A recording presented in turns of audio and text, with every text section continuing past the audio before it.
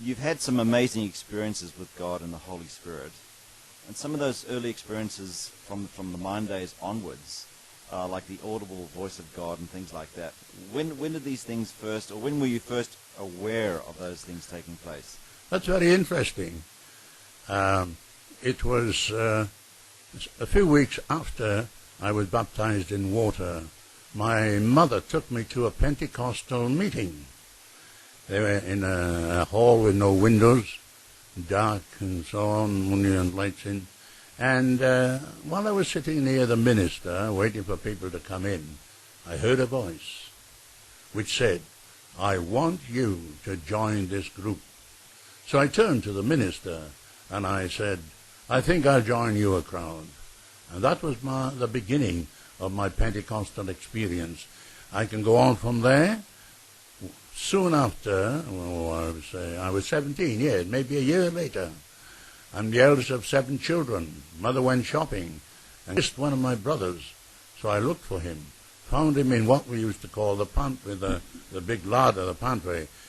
He had a pot of jam in one hand, a spoonful of jam in another, and a mouthful of jam. And I raised my hand to smack him and say, "Sid, what are you doing?" When suddenly I heard a voice come from the ceiling. "Now that you are a Christian, you must not hit your brothers and sisters." Well, you've had some other experiences like that as well. I mean, Oh. were you aware at the time that this was the Lord speaking to you? Oh, yes, You were? yes. What gave you that impression? Something on the inside. I looked at my hand and I said, "No, I mustn't hit my brothers and sisters."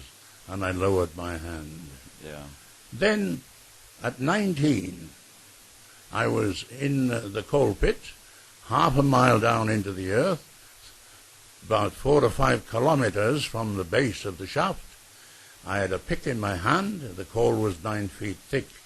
And as I was swinging the pick, suddenly a light shone within my body, which surprised me. Then I heard a voice in the mind, "You shall convey the May Day Youth Rally." I told the minister, as I wanted a witness, and that actually happened. Yeah. I arranged someone else to chair the meeting according to the rules, but when I got to the meeting, the chairman had lost his voice, and so I had to take over. So right at the last minute it happened. Yep.